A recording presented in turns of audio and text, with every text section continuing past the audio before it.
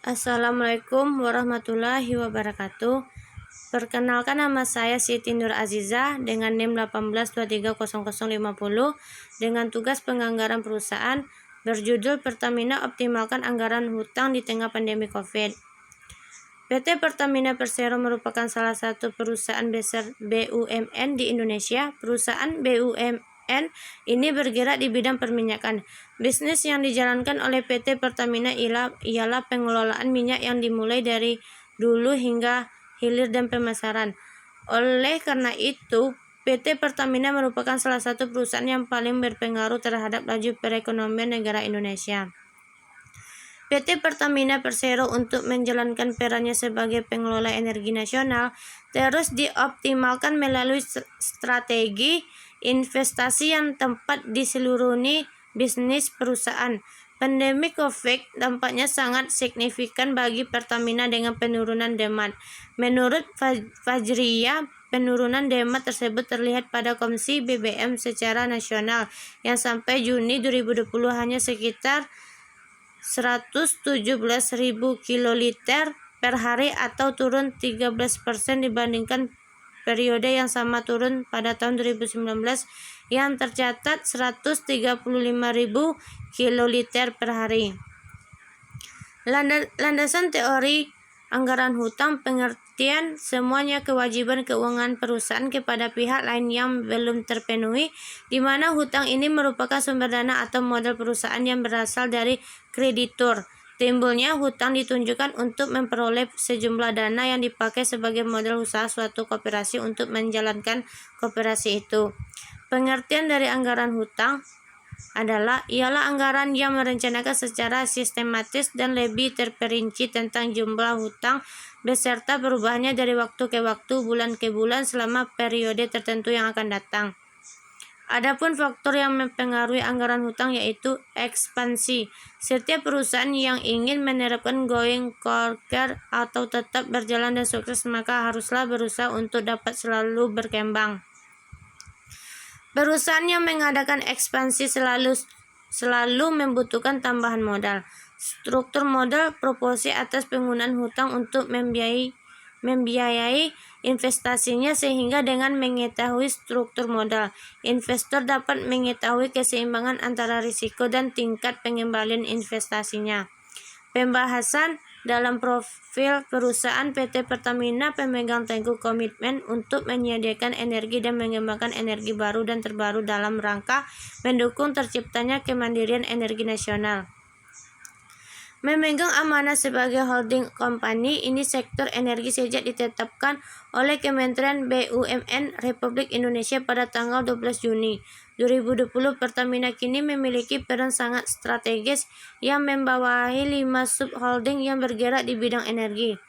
Peran penting yang diembankan oleh Pertamina ini sekaligus menandai tonggak sejarah baru dalam perjalanan bisnis perusahaan setelah kontribusi nyata yang diberikan oleh Pertamina selama ini dari 6 dekade menyediakan energi yang telah menggerakkan sendi-sendi kehidupan bangsa Indonesia dan sebagai wilayah di luar negeri.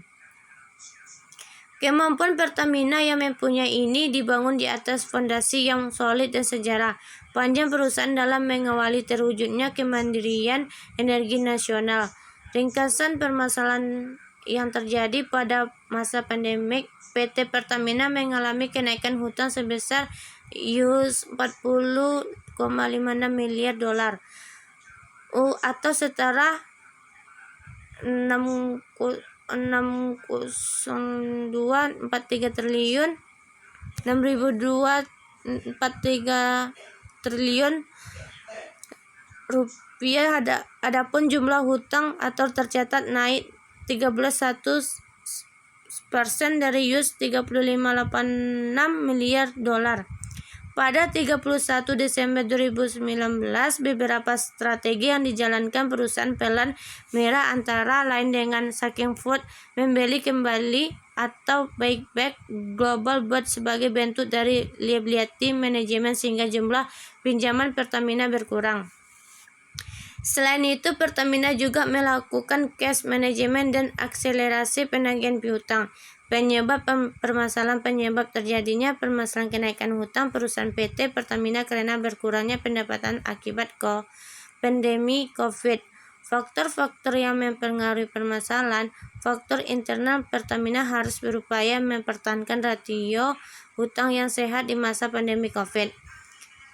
Pertamina menetapkan anggaran belanja modal perusahaan sebesar $17 miliar di tahun 2021.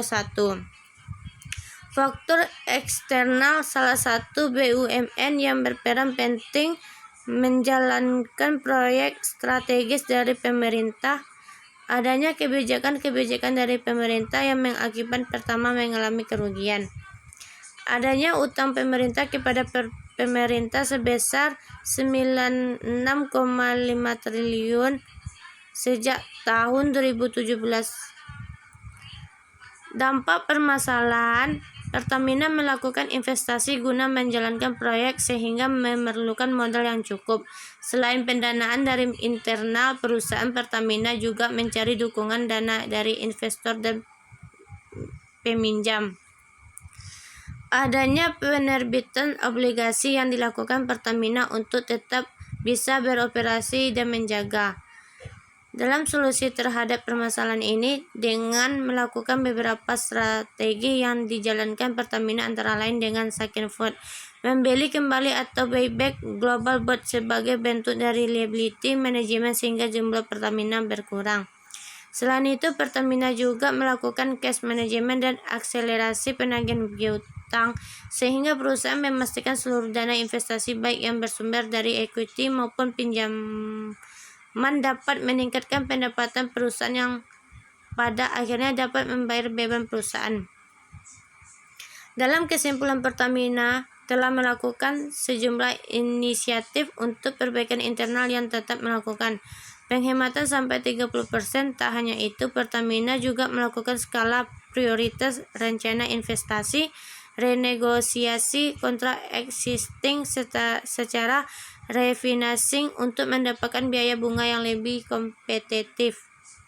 Pertamina juga terus meningkatkan TKDN tingkat komponen dalam negeri sehingga menurunkan tekanan kurs dan biasanya meningkatkan biaya secara umum serta upaya menghadapi tantangan dampak pandemi COVID, di antaranya melalui implementasi transformasi, efisiensi, dan akuntabilitas secara konsisten.